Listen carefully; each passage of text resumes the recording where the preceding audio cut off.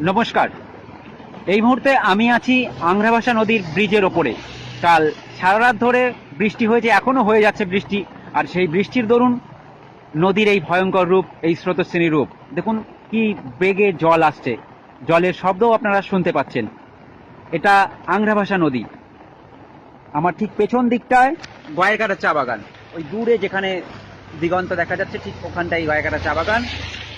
এটা 48 এশিয়ান হয়ে এই দিকটায় ধূপগুড়ি, ওই যে যেটা বোর্ড দেখতে পাচ্ছেন দিক নির্দেশে, সেখানে ধূপগুড়ি লেখা আছে।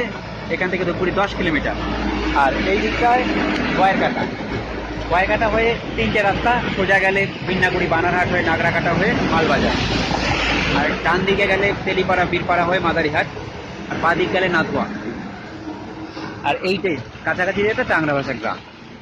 দেখেছেন নদীর ভয়ঙ্কর স্রোতস্বিনী রূপ। আবার দেখাচ্ছি ওই দিকটায়, দেখলে বুঝবেন কালকে রাতে বৃষ্টির, যেহেতু এটা ডুয়ার্সের নদী, এগুলো বরফ গলা জলেই পুষ্ট নদী, কিন্তু বর্ষাকালে বৃষ্টির দিনে নদীর জলস্তর বেড়ে যায় এবং সঙ্গে পাল্লা দিয়ে বাড়ে স্রোত। এই যে রাস্তা পার হয়ে এলাম, এইবার দেখুন স্রোত কাকে বলে। যেহেতু ক্যামেরায় দেখতে পাচ্ছেন স্রোতের সেই বহরটা বুঝতে পারছেন না, কিন্তু ভয়ঙ্কর স্রোত। এইখান থেকে আমি স্রোতের শব্দ শুনতে পাচ্ছি।